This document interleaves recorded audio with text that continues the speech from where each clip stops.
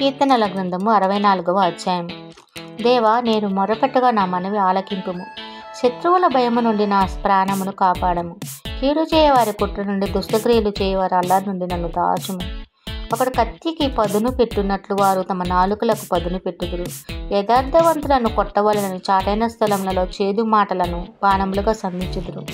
వారు భయమేమయూ లేక అకస్మాత్తుగా వారిని కొట్టెదరు. వారు దురాలోచన దృఢపరచుకొందురు. చాటుగా ఉరుల నొడ్డకై యోచించుకొనుచు మనలను ఎవరు చూచెదరని చెప్పుకొందురు. వారు దుష్టక్రియలను తెలుసుకుంటకు ప్రయత్నింతురు. వెతికి ఉపాయము సిద్ధపరచుకొందురు. ప్రతివారి హృదయాంతరంగము అగాధము. దేవుని బాణముతో వారిని కొట్టును. వారు ఆకస్మికంగా గాయపరచబడెదరు. వారు కూలెదరు. వారు కూలుటకు వారి నాలుకే కారణము.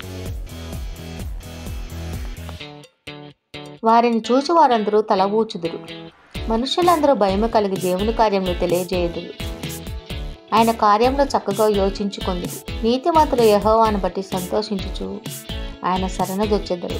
యథార్థ హృదయాలందరూ అతిశయిల్లుదురు. ఆమేన్. చీకటగల ఊబి నుండి లేవనెత్తెను.